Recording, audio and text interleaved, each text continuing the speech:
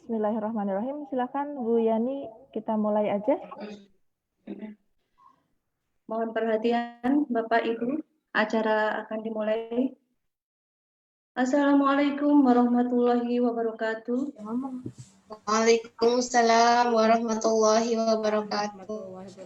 Alhamdulillahilladzi hadana li hada wa ma kunna linahtadiya laula an hadanallah. Asyhadu an la ilaha illallah wa asyhadu anna Muhammadan abduhu wa rasuluh. La nabiyya ba'da amma ba'du. Selamat datang kami ucapkan kepada yang terhormat Ibu Weni Hikmah Saputri, Master Psikologi sebagai pembicara. Yang kami hormati Bapak Wakil Kepala Sekolah SDIT Nur Fathahilah, Bapak Tubagus Ahmad Royani SPDI. Yang kami hormati Ketua Komite SDIT Nur Fathahilah, Ibu Dewi Buri. Para hadirin, para orang tua SDIT Nur Fathahilah yang dimuliakan Allah. Segala puji syukur kami panjatkan kehadirat Allah Subhanahu wa Ta'ala yang telah memberikan rahmat dan nikmatnya sehingga kita bisa menghadiri pagi ini dalam acara webinar parenting secara virtual. Salawat serta salam semoga tetap tercurah kepada junjungan kita, baginda Rasulullah SAW, kepada para keluarga, sahabat, tabi'in, dan pengikutnya hingga yaumil akhir nanti. Amin, amin, ya rabbal alamin.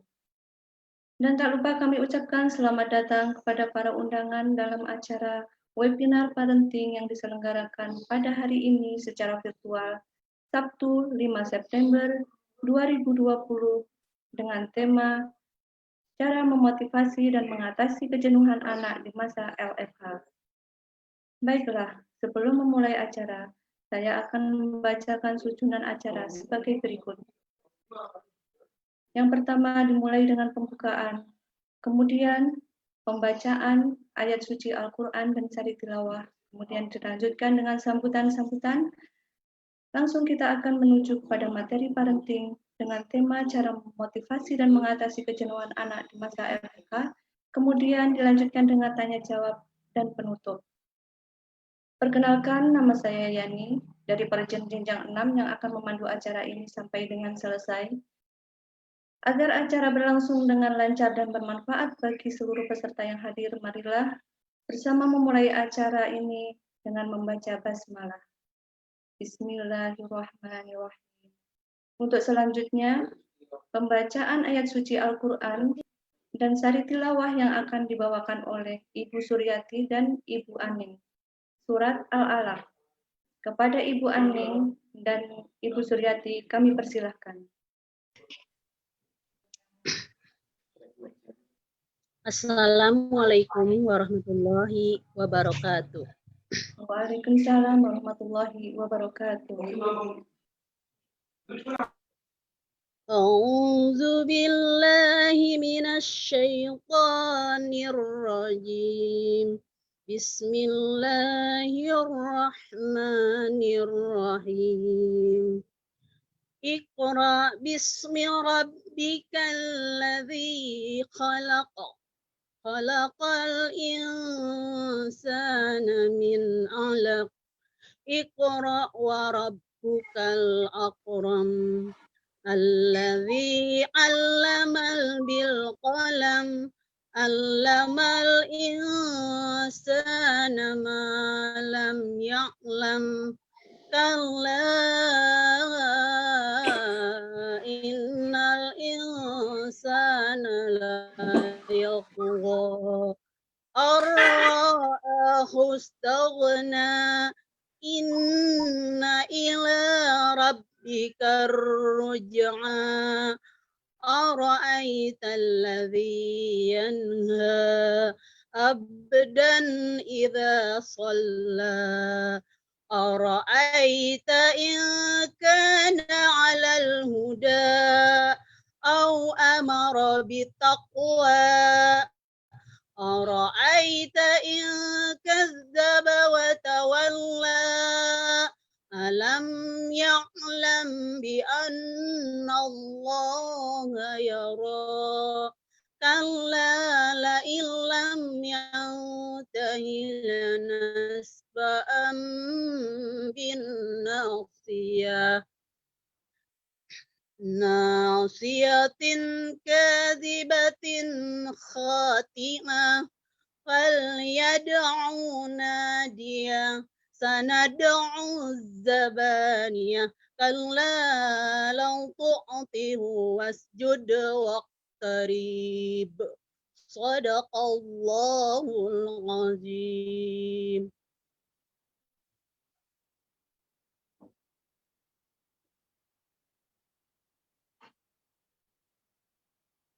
Sudah Bu Ani?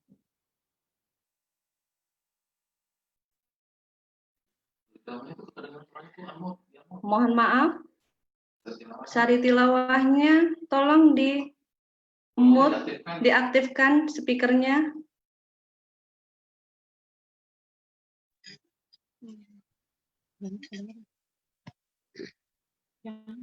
Tuh, semuanya kita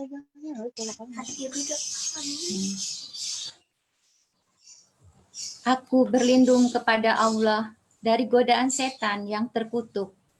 Dengan nama Allah yang Maha Pengasih, Maha Penyayang. Bacalah dengan menyebut nama Tuhanmu yang menciptakan. Dia telah menciptakan manusia dari segumpal darah. Bacalah, dan Tuhanmulah yang Maha Mulia.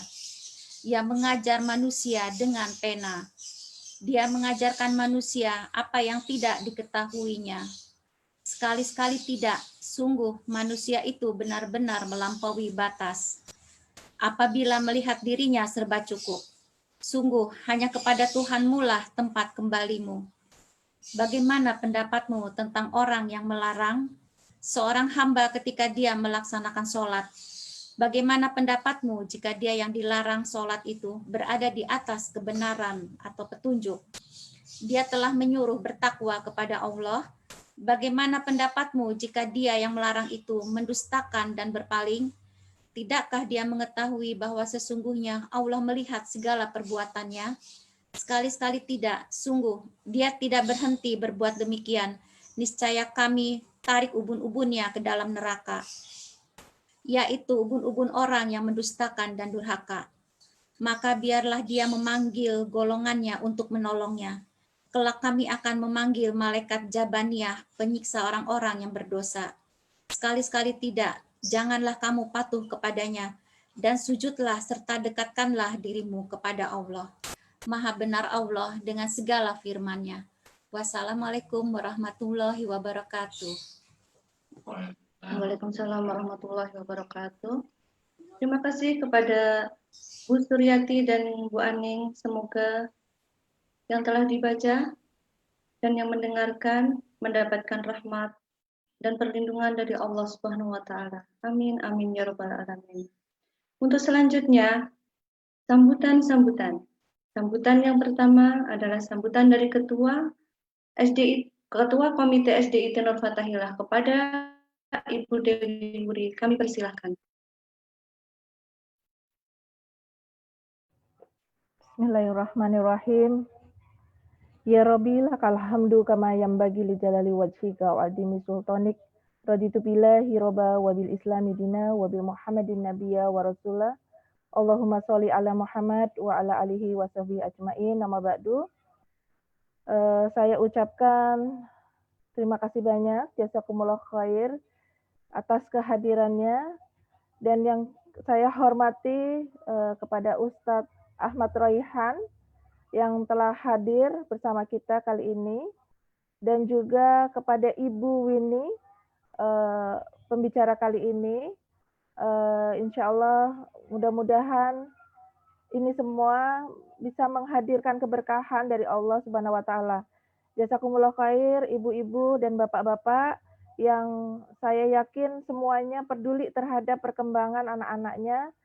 Memang di masa yang bisa dikatakan terbatas seperti ini, yang tidak lazim seperti dulu, kita harus membiasakan diri, dan karena kita sebagai manusia juga mempunyai karunia kedinamisan, maka kita diwajibkan juga untuk terus belajar, menimba ilmu, dan kemudian tidak pasrah terhadap keadaan, dan kita harus mempersiapkan anak-anak kita dalam kondisi apapun juga sampai nanti kita harus bisa mendampingi mereka agar mereka tumbuh menjadi anak-anak yang soleh-solehah dan cerdas, sukses dunia dan akhiratnya insya Allah.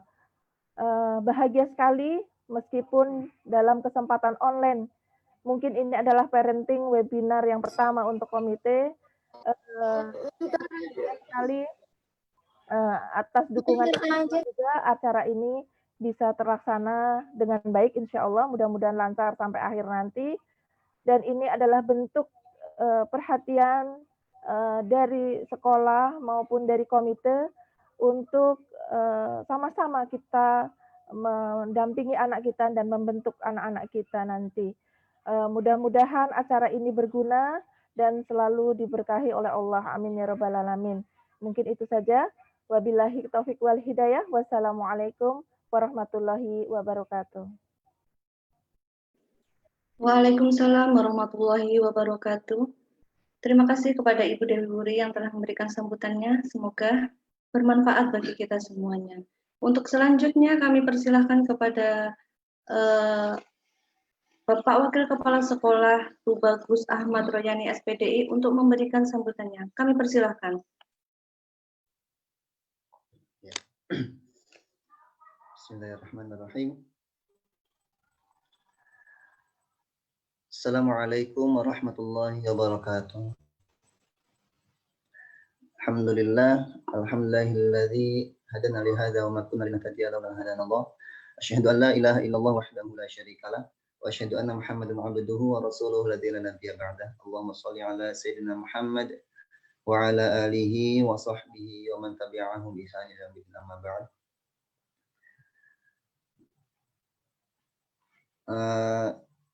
Yang sama-sama kita hormati Ketua Komite SD Nur Fatahillah, Ibu Dewi Wuri, beserta jajarannya, dan sama-sama dan yang saya hormati dan saya banggakan seluruh wali murid, ayah, bunda ya yang hadir di sini yang mengikuti acara seminar webinar parenting yang subhanallah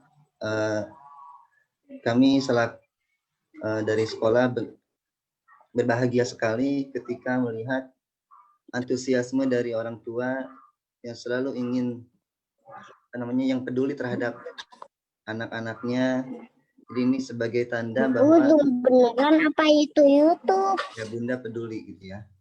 Kenapa? Ya karena emang dalam kondisi seperti ini kita semua emang perlu untuk terus menambah wawasan, jadi terus belajar ya bagaimana cara untuk biar kita bisa beradaptasi dengan kondisi seperti ini gitu ya. Walaupun emang semuanya mungkin merasakan jadi keadaan seperti ini tidak ada yang menginginkan, tidak ada yang yang jadi semuanya pada kaget gitu ya. Tapi kalau kita kembali kepada ayat Al-Qur'an surat Al-Hadid ya bunda, a'udzubillahi minasyaitonir rajim, ma asaba min musibatin fil ardi wala fis sama'i fi kitabim min qabli an nabra'aha inna dzalika 'ala Allahi yasir likai la ta'sau 'ala ma fatakum wa la tafrahu bima atakum wallahu la yuhibbul mukhtalin fakhur. Jadi kalau dari ayat tadi itu kita belajar, kita mengetahui bahwa ya semua keadaan yang kita hadapi semuanya itu adalah sudah tertulis oleh Allah Subhanahu wa taala ya. Sudah dicatatkan mengetahui bahwa itu semua adalah takdir dari Allah. Supaya apa? Supaya kita tidak sedih gitu ya. Kita tidak sedih apa yang sudah kita alami, dan kita tidak akan merasa takut gitu ya. Atau kita pun tidak merasa putus asa terhadap apa yang sudah kita tinggalkan, terhadap kesalahan-kesalahan kita, dan kita pun tidak merasa terlalu berbangga diri, terlalu berbahagia ketika kita berhasil untuk melewati ini semua ya. Karena ini semua adalah takdir dari Allah Subhanahu wa taala. Nah, ini adalah sebuah proses ya yang tadi disebutkan oleh komite ya, namanya manusia itu selalu dinamis ya, selalu belajar dan terus belajar ya. Jadi mudah-mudahan dengan adanya parenting ini kita lebih bisa beradaptasi lagi, bagaimana kita bisa berkolaborasi dengan sekolah, bagaimana kita bisa membantu anak-anak kita di rumah, dan bagaimana ya mungkin seperti kemarin itu ada berapa ya kalau kita lihat di video-video itu antara anak dan orang tua malah sama-sama jenuh kita ya Bunda ya. Jadi ada yang saling ya mungkin ayahnya jenuh, orang tuanya jenuh, anaknya jenuh gitu ya, sehingga yang terjadi malah ya bukan belajar gitu ya. Tapi ya mudah-mudahan itu mungkin dengan adanya parenting ini kita bisa semakin belajar, semakin tahu bagaimana cara mengatasi ini semua. Insya Allah sekolah pun akan terus berbenah diri ya, yang terus belajar. Jadi kita semua sama-sama saling belajar dari sekolah, terus belajar dalam beradaptasi untuk melewati kondisi seperti ini, dan insya Allah dan di rumah pun atas bantuan dari komite juga kita semua bisa belajar dan bisa mengatasi ini semua bersama-sama Bunda ya. Insya Allah mudah-mudahan Allah Subhanahu Wa Taala memberikan kemudahan kepada kita semua, dan sehingga anak didik kita pun bisa belajar dengan baik ya, bisa melewati ini semua dengan baik. Dan dapat titip salam dari kepala sekolah ya Bunda, dan mohon doanya ya, karena dapat kabar kepala sekolah kita lagi kurang sehat, jadi mohon doanya mudah-mudahan beliau diberikan kesehatan oleh Allah Subhanahu Wa Taala ya. Dan sekali lagi kami ucapkan terima kasih kepada komite yang sudah memfasilitasi acara seminar parenting webinar ini. Dan selamat mengikuti untuk ayah bunda. Mudah-mudahan Allah Subhanahu Wa Taala membukakan hati dan pikiran kita sehingga kita bisa meresap apa yang nanti disampaikan oleh trainer kita.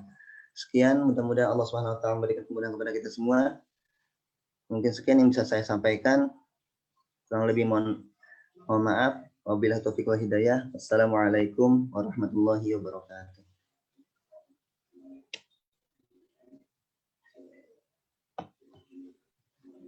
Waalaikumsalam warahmatullahi wabarakatuh. Terima kasih kepada Bapak Wakil Kepala Sekolah SD IT Nur Fathahilah, Bapak Ahmad Royani. Semoga segala support nasihatnya bisa memberikan semangat terus kepada kita semuanya. Dan kepada Kepala Sekolah Ibu Mut, semoga diberikan kesembuhan, diberikan kesehatan, dan pulih seperti sedia kala. Amin, amin, ya rabbal alamin. Untuk acara selanjutnya, saya mendapatkan titipan dari panitia kepada para peserta parenting untuk membuka videonya semuanya. Kita akan berfoto lewat laptop ya Bu ya. Jadi tolong dibuka untuk semua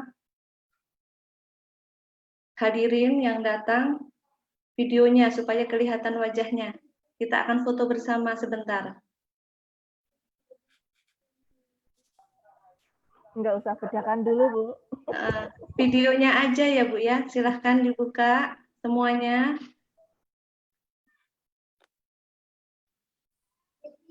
Saya tunggu ya, Bu ya, videonya untuk dibuka.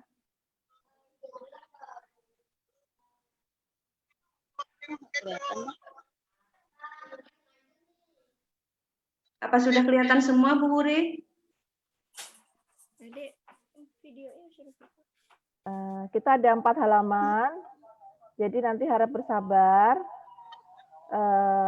Ini ada tulisan Fikri, ini siapa ya Ibu Mama Fikri, Bunda Fikri, boleh dibuka. Ini masih banyak yang belum dibuka. Kalau boleh kita meskipun belum tidak bertemu, insya Allah kita bertatap muka di sini ya Bunda. Buka sebentar. Ya, apa-apa ya. Ya udah, ini halaman pertama dulu.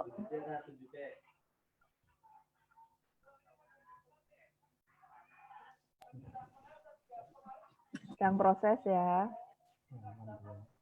Sekarang Secantik-cantik dan secakep-cakepnya ya Bunda ya.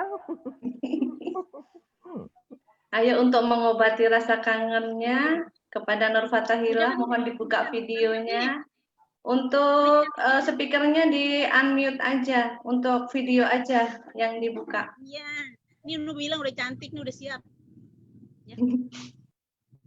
Nek. Oh, ditutup. Nih.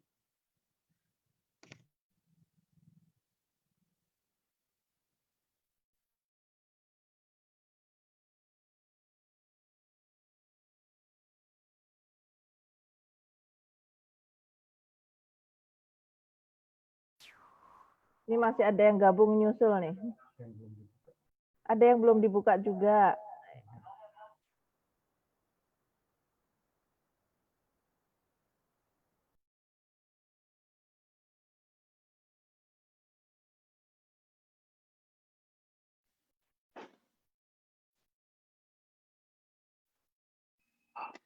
Bu Huri, suaranya tidak kedengeran.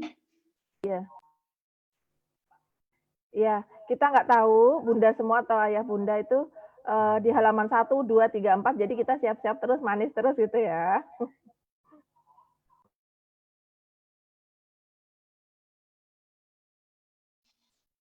Ayo Bunda yang belum dibuka videonya tolong dibuka. Biar kita kefoto walaupun dalam virtual.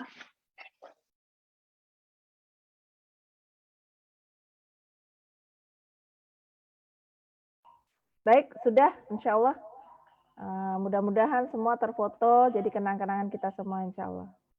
Silahkan kepada Ibu Yani dilanjutkan.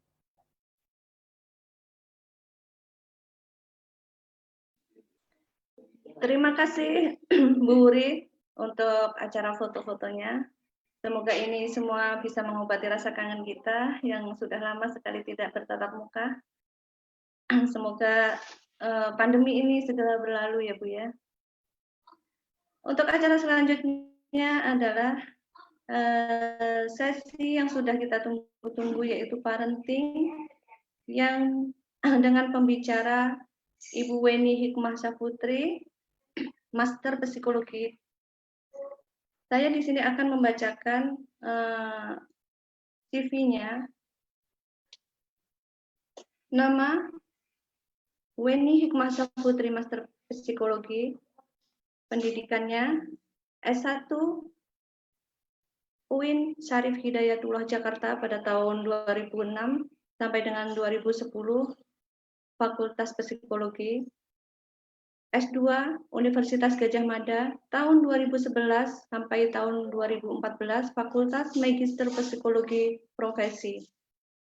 Experience Psikologi Pemeriksa Korban Anak P2 TP2A Tangsel.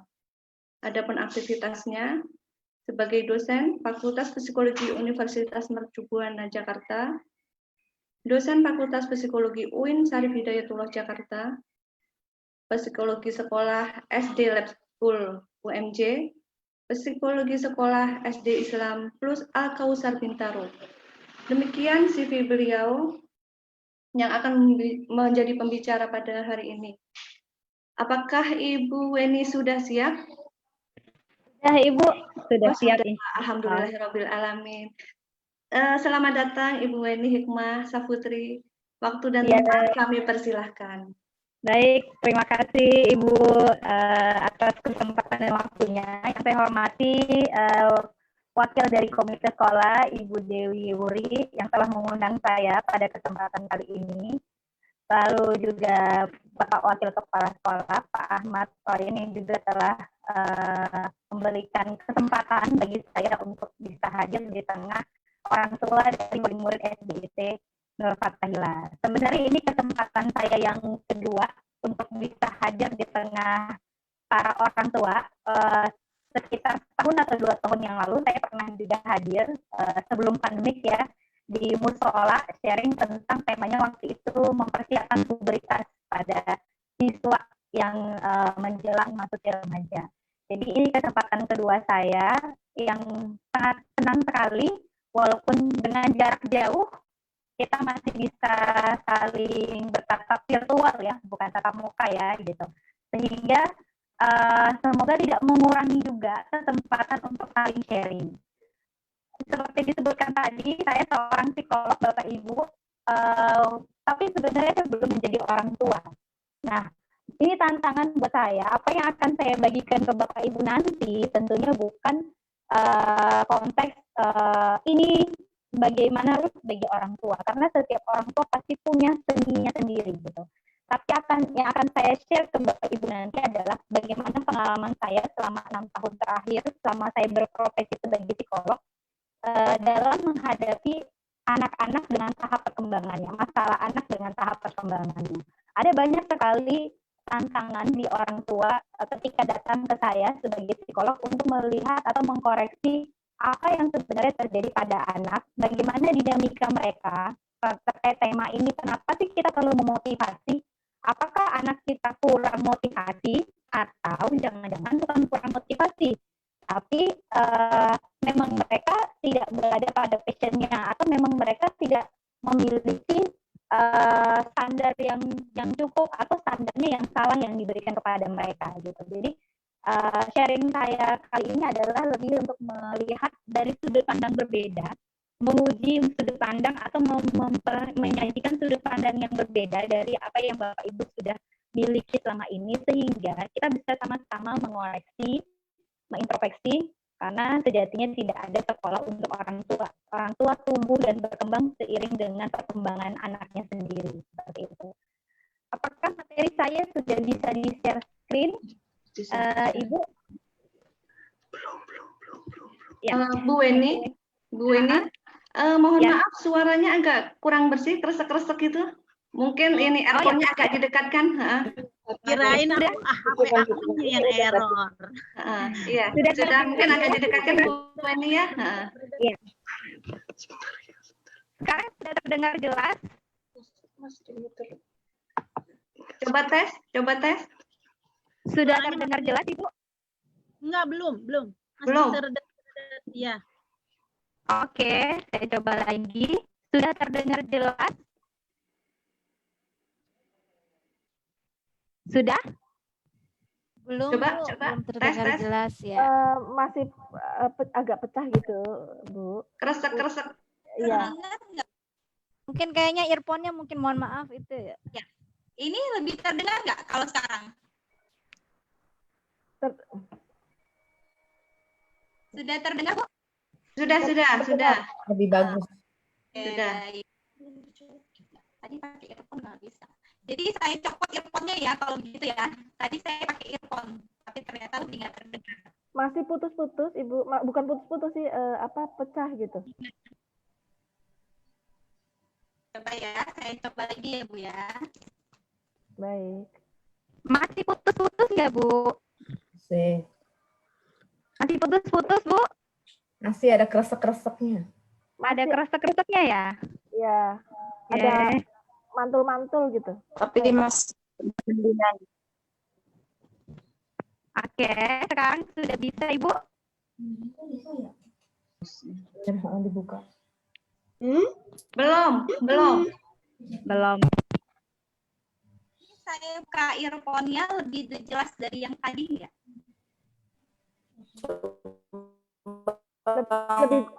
Lebih jelas sih. Lebih jelas. yang lancar. Baik, saya nggak pakai earphone, ini udah saya copot, mungkin kurang jelas biasanya. Rada mending, Ibu. Bagus. Oke. Ini saya saat ini sedang berada di Sawangan. Wah, mulai lagi. Bukan di Pamulang ya. Di daerah Sawangan, biasanya sih koneksinya lumayan lancar pagi gini. Biasanya agak koneksinya, semoga kedepannya lebih lancar ya. Lebih terdengar nggak, Ibu? Ya, nggak apa-apa lah kalau memang ini nanti kalau ini kita sampaikan lagi. Kresek-kresek lagi. Ya, sekarang sudah cukup ya? Lumayan, Bu, lumayan. Ya. Baik, Bapak Ibu semuanya. Tadi saya udah dijadikan co-host ya di sini ya, tapi sebenarnya operatornya ada di panitia. Baik, Apa yang akan saya sampaikan ke Bapak Ibu hari ini adalah sharing pengalaman saya untuk memahami anak-anak berproses dalam tumbuh kembangnya.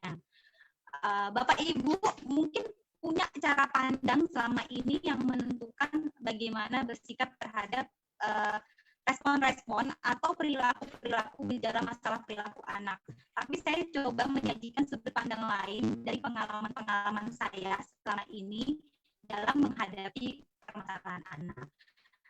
Pada kasus selama pandemi ini tentunya ada banyak hal yang terjadi sama anak-anak kita. Apakah itu situasinya, pemicunya, atau juga orang tuanya di sekitar anak-anak itu sendiri gitu. Jadi ada banyak faktor yang tidak bisa terelakkan. Anak-anak itu sendiri pada fitrahnya itu ceria, pada fitrahnya itu bersemangat, dan pada fitrahnya itu energi. Itu khasnya anak-anak. Jadi kalau ada anak-anak yang tidak ceria, kalau ada anak-anak yang murung, berarti ada masalah dengan anak itu.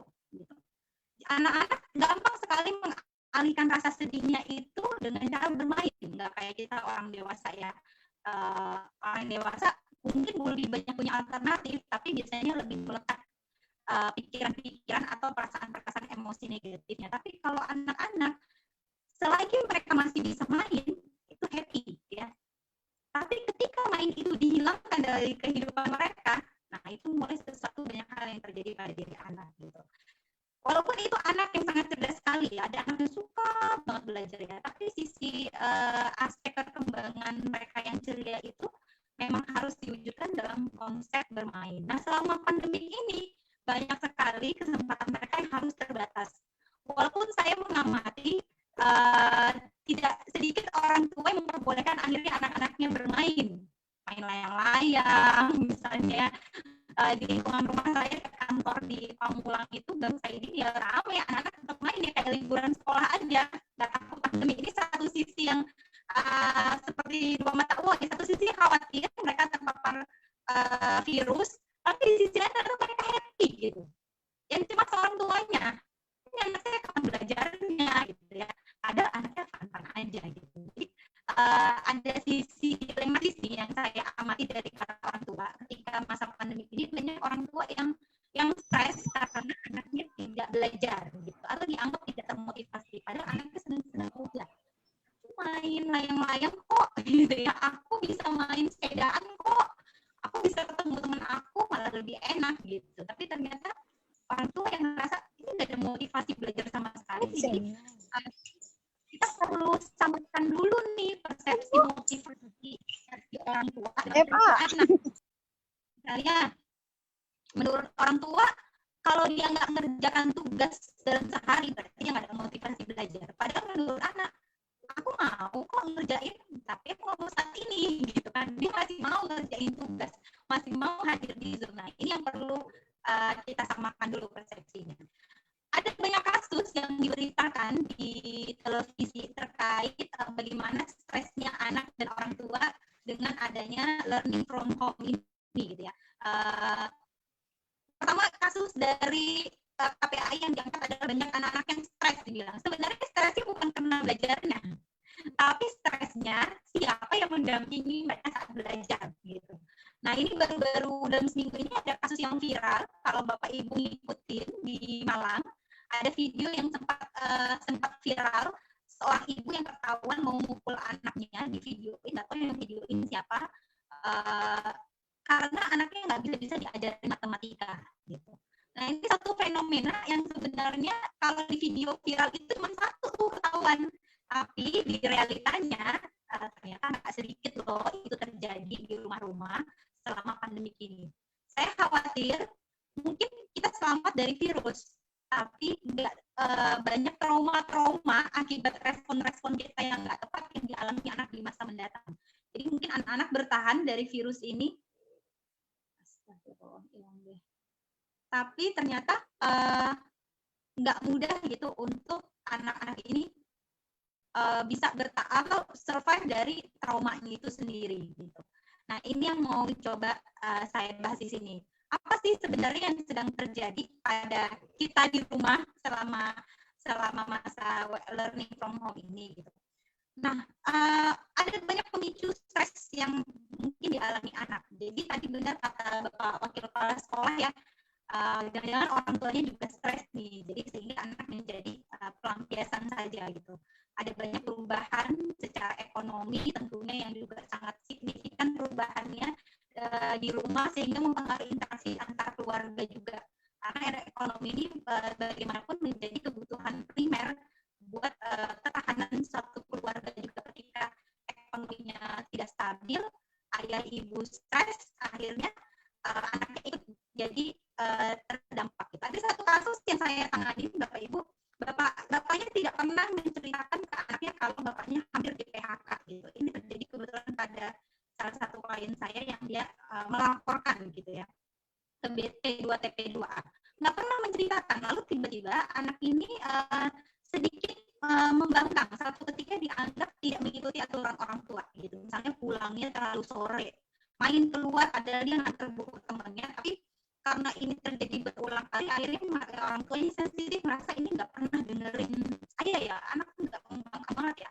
Akhirnya orang tuanya marah sampai memukul gitu. Lalu anak merasa sangat tertekan, setiap hari dimarahin, lalu sampai keluar dari kata orang tua, nggak pernah ngertiin papa ya, ini papa hampir di PHK loh, kamu malah minta beli ini, minta beli itu, keluar sana sini. Di dalam ruangan konseling, anaknya bilang ke saya, bagaimana saya bisa memahami kalau orang tua saya ternyata tidak pernah membahas itu, Bu? Gitu. Kalau orang tua saya ternyata tidak pernah menceritakan kesulitannya, ya saya pikir baik-baik aja. Lalu ketika saya bertindak, saya anggap biasa aja, orang tua anggap saya luar biasa nih, luar biasa membangkangnya gitu. Akhirnya perbedaan sudut pandang inilah yang tadi ini nggak motivasi belajar, kamu tuh dengerin musik aja, kamu tuh tiktokan aja, banyak banyak pemahaman yang hanya dilihat dari satu sudut pandang aja, dan itu bikin anak-anak stres gitu. Dan anak-anak sekarang kalau stres nggak kayak anak-anak zaman dulu ya Bu. Saya lahir tahun 80-an, mungkin ada ibu-ibu di sini yang seumuran saya atau mungkin lebih senior lagi. Kalau stres dulu cukup manjat pohon jambu aja, metikin jambu satu-satu udah lega, udah pulang lagi ke rumah, nggak mungkin lari kemana-mana ya. Tapi anak-anak sekarang kalau stres dia nggak kemana-mana, dia di kamar.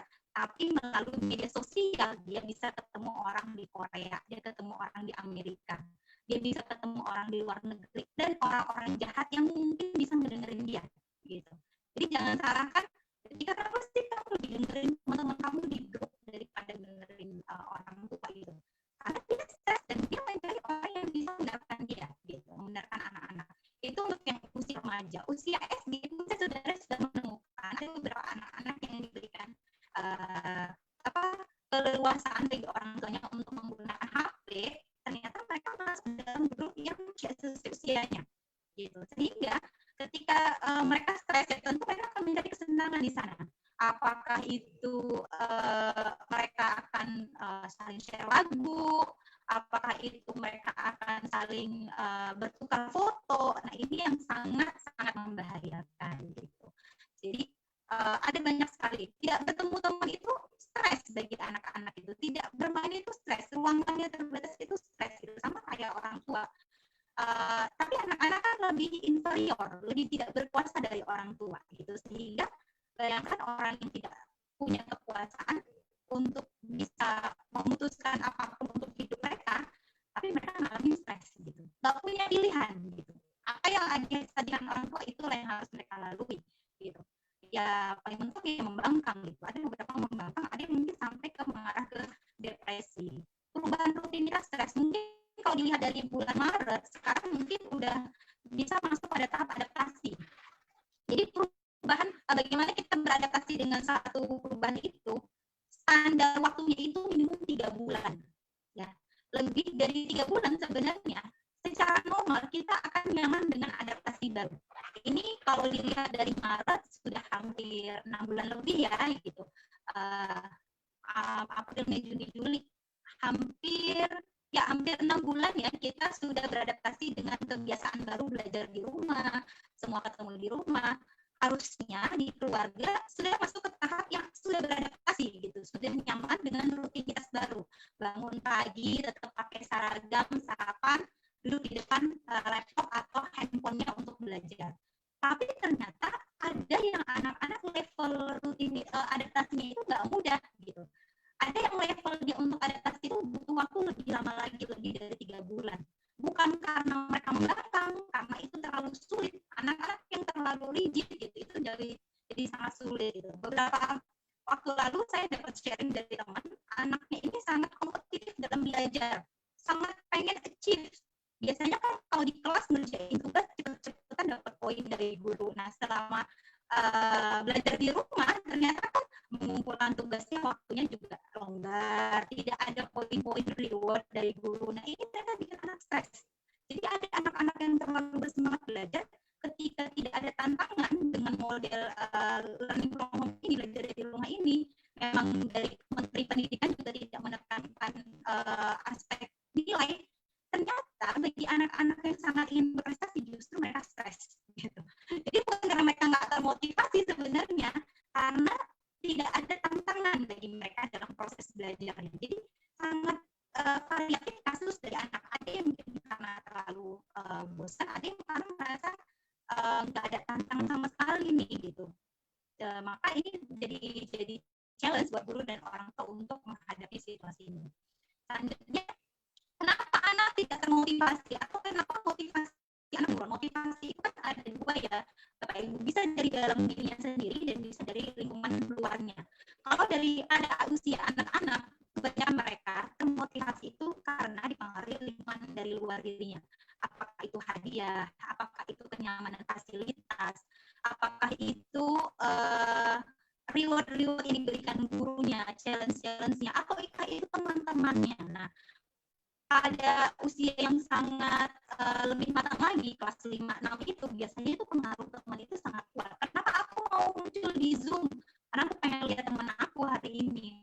Kalau usia kelas 1 biasanya masih belum cuek, masih cuek ya, masih tidak begitu peduli dengan pertemanannya gitu. Jadi usia 3, 4, 5, 6 mereka udah mulai oke, apa kan share hello sama temanku hari ini di Zoom gitu.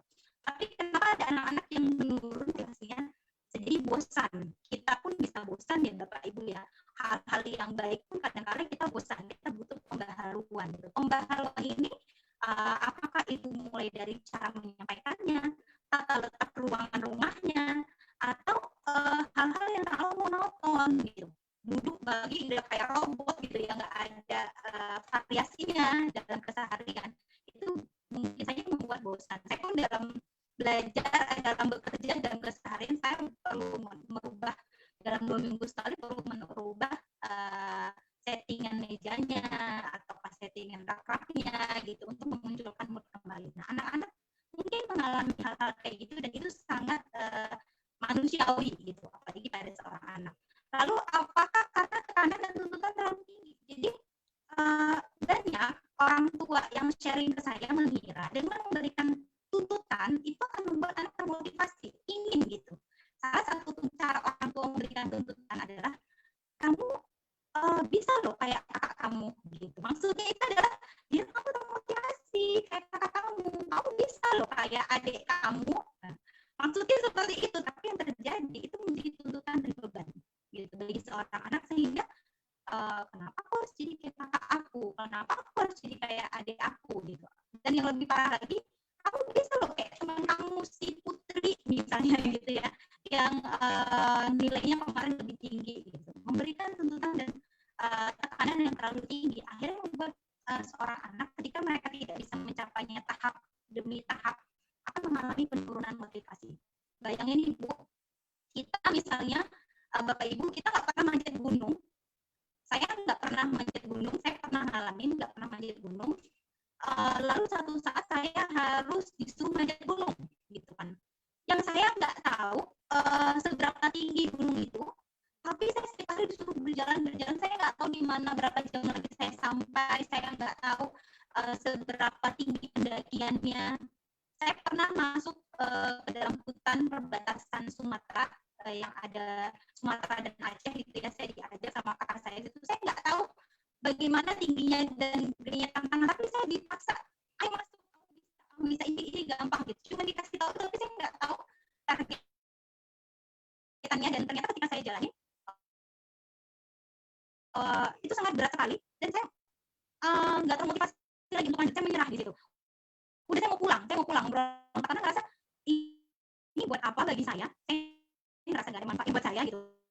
Dan saya nggak tahu ukuran kapan saya bisa mencapainya, atau itu terlalu tinggi yang bagi saya nggak pernah manjat gunung sama sekali. Nah, jadi tekanan yang terlalu tinggi itu akhirnya bikin orang bisa turun motivasinya. Makanya perlu kita lihat kembali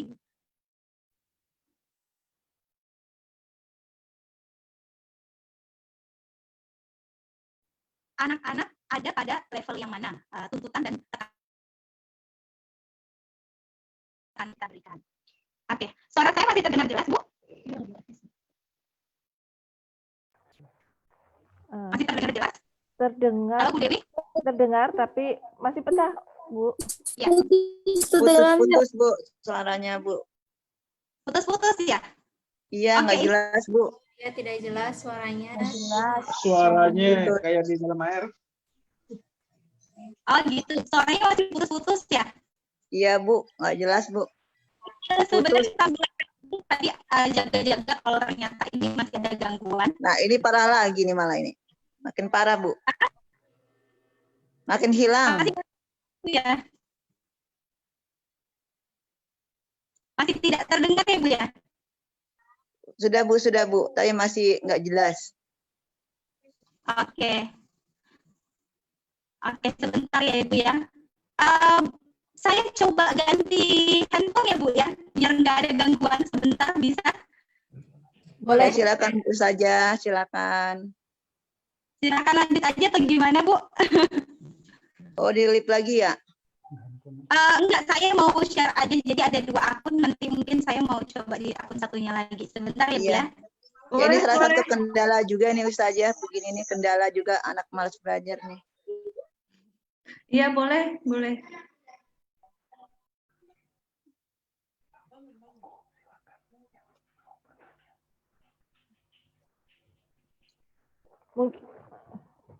Mas Minja, aku mir bangun ya?